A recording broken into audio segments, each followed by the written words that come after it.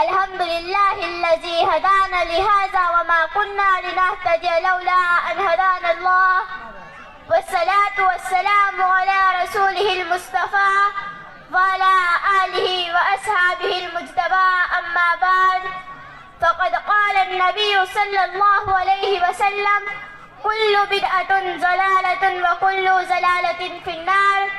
Stage پر رونق افروز علماء کرام اور محترم حاضرین، اللہ تعالیٰ نے ہمیں اسلام کی شکل میں ایک خوبصورت دین عطا کیا ہے جسے اپنے آخری پیغمبر حضرت محمد مصطفیٰ صلی اللہ علیہ وسلم کے ذریعے کامل و مکمل فرما دیا ہے. اب اس دین میں کسی بھی طرح کی کمی و بیشی کی گنجائش نہیں رہی. انسانی زندگی کا کوئی گوشہ ایسا باقی نہیں رہا جس پر اسلام نے رہنمائی نہ کی ہو. اللہ تعالیٰ کا ارشاد ہے اليوم اکملت لکم دینکم واتممت علیکم نعمتی ورضیت لکم الاسلام دینا. لہذا اب اسلام کے بعد کسی جدید روشنی کی ضرورت بالکل باقی نہیں رہی. اب جو کچھ بھی ہوگا وہ قرآن کے حکم کے مطابق ہوگا یا حضرت محمد رسول اللہ صلی اللہ علیہ وسلم کی سنت کے موافق ہوگا. قرآن کریم نے جگہ جگہ سنت پر چلنے اور حضرت صلی اللہ علیہ وسلم کی اتباع کا حکم دیا ہے. حضور صلی اللہ علیہ وسلم کی پیروی کے برخلاف جو عمل بھی ہوگا وہ باطل و مردود ہوگا. یہی وجہ ہے کہ ہر وہ کام جو شریعت میں نہیں ہے مگر کوئی اسے شریعت بتلاتا ہے، جو اس کام کو دین سمجھ کر کرتا ہے، وہ بدعت ہے، وہ گمراہی ہے، وہ دین سے بغاوت ہے، وہ سنت رسول کی مخالفت ہے جسے ہرگز قبول نہیں کیا جا سکتا. محترم حضرات، قرآن کریم سنت کی اتباع کرنے پر زور دیتے ہوئے کہتا ہے إِن كُنتُمْ تُحِبُّونَ اللَّهَ فَاتَّبِعُونِي يُحْبِبْكُمُ اللَّهُ. اے نبی آپ کہہ دیجئے اگر تم اللہ سے محبت کرنا چاہتے ہو تو میری اتباع کرو، اللہ تم سے محبت کرنے لگے گا اور تمہارے گناہ معاف کر دے گا. ایک جگہ فرمایا وَأَطِیعُوا اللَّهَ وَأَطِیعُوا الرَّسُولَ، اللہ کی اطاعت کرو اور اس کے رسول کی اطاعت کرو. نیز آپ صلی اللہ علیہ وسلم کا ارشاد گرامی ہے تَرَکْتُ فِیکُمْ أَمْرَیْنِ لَن تَضِلُّوا مَا تَمَسَّکْتُم بِہِمَا کِتَابُ اللَّهِ وَسُنَّتُ رَسُولِهِ.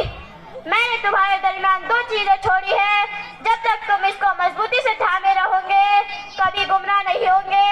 ایک کتاب اللہ یعنی قرآن مجید، دوسری میری سنت.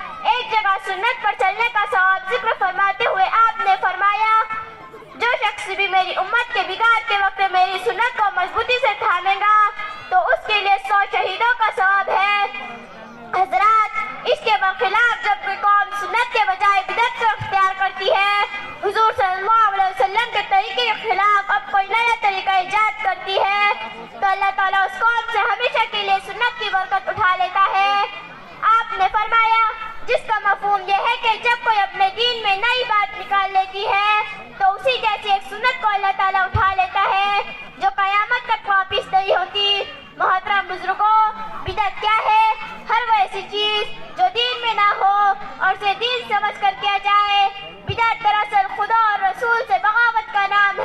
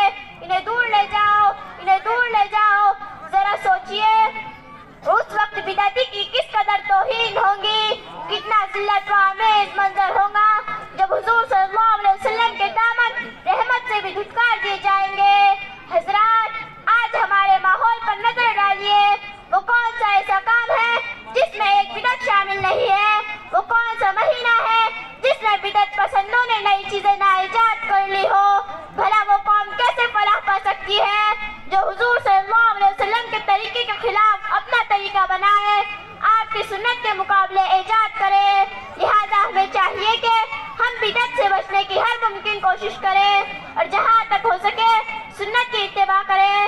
نقش قدم نبی کے ہے جنت کے راستے, نقش قدم نبی کے ہے جنت کے راستے, اللہ سے ملاتے ہیں سنت کے راستے.